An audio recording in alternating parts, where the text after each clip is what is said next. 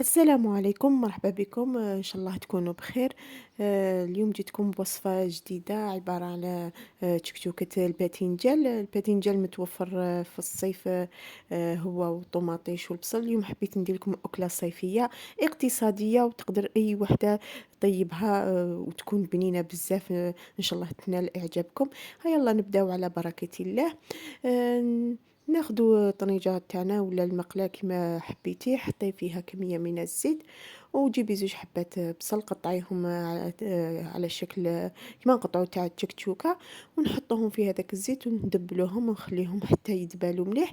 بعد نجيبو حبة طوماطيش تكون كبيرة، نكرفجوها مع 3 سنينات تاع توم، ونحطهم فوق هذاك البصل ونقعدو نخلطو فيه حتى تدبل هذيك الطوماطيش مليح كيما راكي تشوفي هنايا.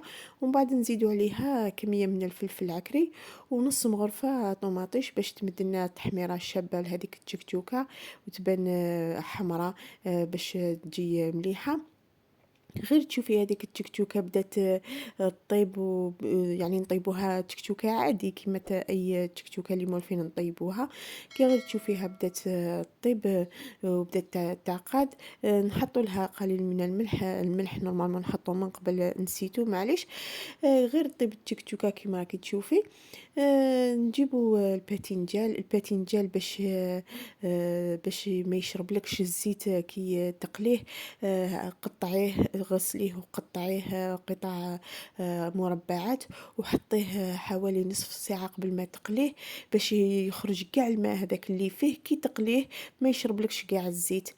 هنايا كي طابت هذيك التكتوكة حطينا هذاك الباذنجان وخليناه طبخ شويه، ومن بعد جبت له هنايا 3 حبات بيض وحطيتهم من الفوق. البيض انتي وشحال حبيتي ديري، حبيتيها بزاف حطي لها بزاف البيض، حبيتي شويه حطي لها كيما أنا هنا حطيت لها 3 حبات.